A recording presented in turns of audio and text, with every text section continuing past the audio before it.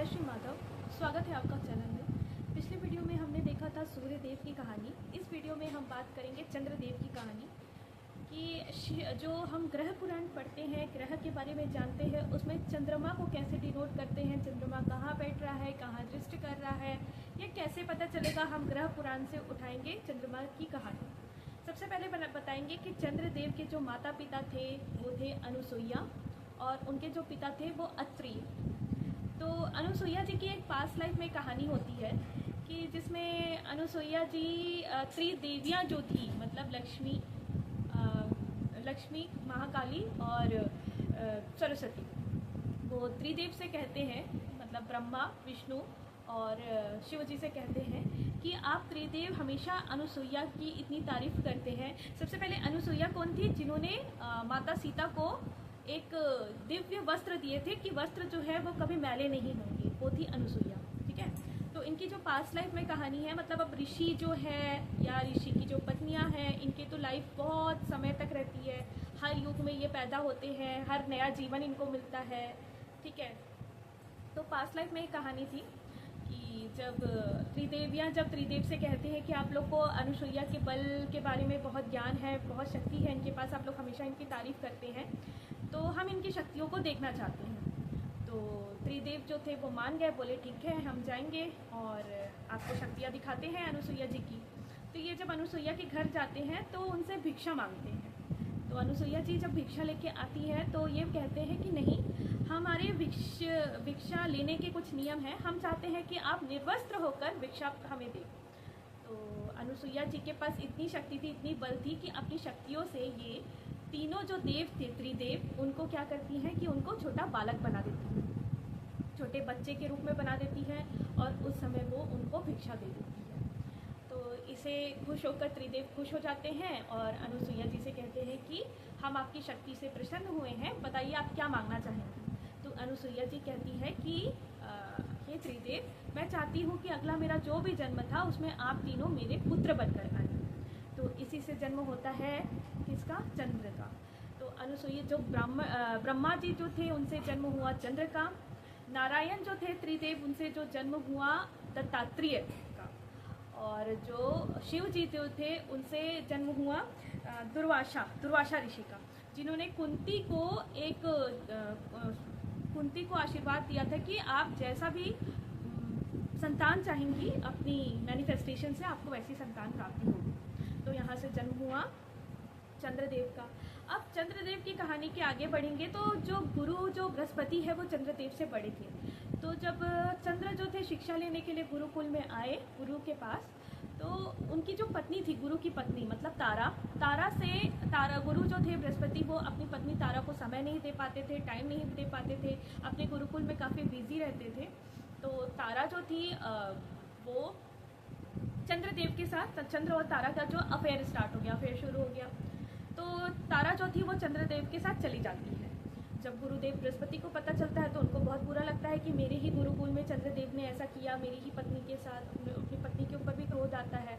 अब इनका साथ किसने दिया? शुक्रदेव, जो शुक्राचार्य, जो दैत्य गुरु है, उन्होंने उनका साथ दिया। तो इससे ये पता चलता है कि जो सप्तम चंद्र वाले हैं, अगर चंद्रमा सप्तमेश से या सप्तम से हो रहा है उसका तो शादी जो है लोगों की लव मैरिज होती है, अरेंज मैरिज नहीं होती, लव मैरिज होती है। ठीक है, अब क्या होता है कि सब लोग विरोध करने लग जाते हैं कि तारा को, जब गुरुदेव बृहस्पति तारा के पास जाते हैं तो सब विरोध करने लग जाते हैं कि गुरुदेव बृहस्पति तारा को क्यों वापस लेने आए हैं, तारा ने गलत किया है।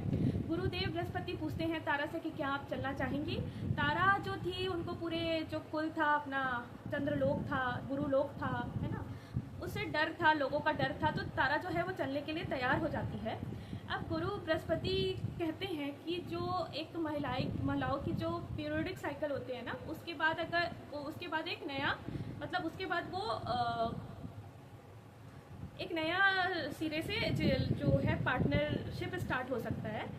तो तब तक क्या हुआ था, गुरुदेव जब तारा को वापस लेके आए तो उन्होंने देखा कि तारा जो थी वो चंद्रदेव के बच्चे की माँ बनने वाली थी। ठीक है, वो बच्चा आगे चल के क्या कहलाएगा? बुद्धदेव।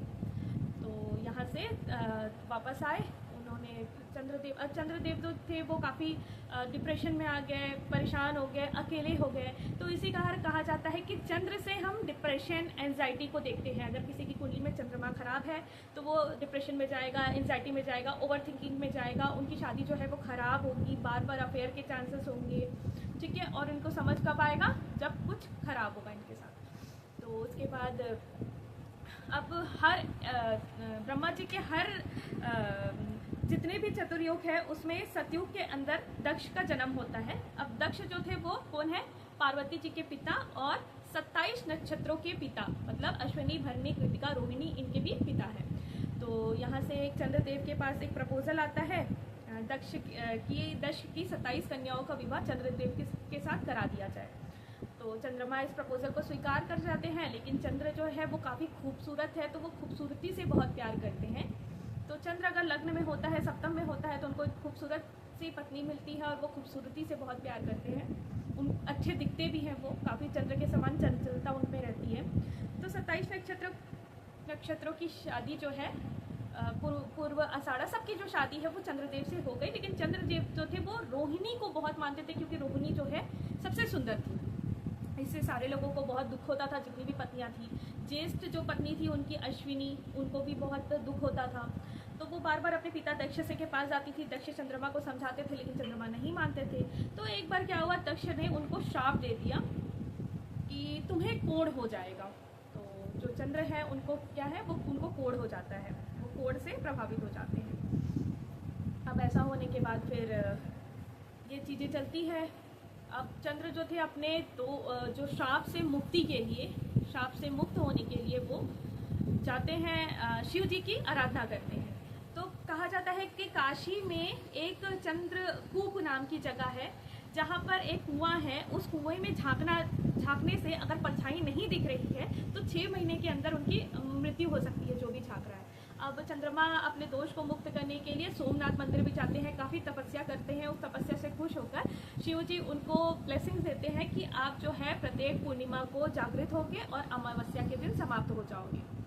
तो कहा जाता है कि द्वितीय का चंद्रमा, जिस दिन द्वितीय का चंद्रमा मिलता है, वो उस दिन जो भी विश हम मांगते हैं वो पूरा होता है, ठीक है। अब चंद्रमा अगर किसी के 3rd हाउस में है तो उसे अच्छे भाई बहन सुंदर रहते हैं, 7th हाउस में है तो पार्टनर सुंदर रहते हैं, ठीक है। चंद्रमा को बृहस्पति हीलिंग का भी पावर माना जाता है। और 4th हाउस का जो चंद्रमा है वो कैंसर राशि का जो चंद्रमा है वो उनको माता से बहुत प्रिय होता है, क्योंकि एक तो चंद्रमा माता का ग्रह है और 4th हाउस में है। हीलिंग पावर भी चंद्रमा के अंदर होता है। चंद्रमा वाले लोग काफ़ी इमोशनल होते हैं, इनके ब्रेकअप्स बहुत होते हैं, शादी इनकी टूटती है और ये छोटी छोटी बातों में बहुत घबरा जाते हैं, डिप्रेशन में चल जाते हैं। सर्कुलर फेस होता है इनका, सर्कुलर बॉडी होती है। इनकी लाइफ में कोई रूल्स एंड रेगुलेशंस नहीं होते, इनको जो अच्छा लगता है ये करते हैं। और ये इनकी शादी जो है जनरली लव मैरिज होती है। और चंद्रमा लग्न में है तो 2nd में है तो ये काफ़ी चंचल रहते हैं, रिसोर्सेज इनके पास रहती है। रिसोर्सेज कहाँ से आता है, सूर्य देव से आता है। अब रिसोर्सेज को कैसे यूटिलाइज करना है वो चंद्रमा बताता है। तो चंद्रमा खाना बनाना है ना, और चंद्रमा को शीतलता की ग्रह माना गया है, और शीतलता के साथ चंद्रमा जो है वो लिक्विड की तुलना की जाती है। चंद्र जहाँ बैठते हैं वहाँ लोग इमोशनल होते हैं। चंद्रमा जो है वो सत्ता देता है, मल्टीपल पार्टनर भी देता है, लव मैरिज देता है। और चंद्रमा इमोशन का ग्रह है, क्योंकि चंद्रमा के साथ तारा गई, फिर वो छोड़ दी, फिर इधर 27 नक्षत्रों के साथ शादी हुआ, जिसमें रोहिणी को ये प्यार करते थे, लेकिन उनके बाद भी उनको श्राप मिला।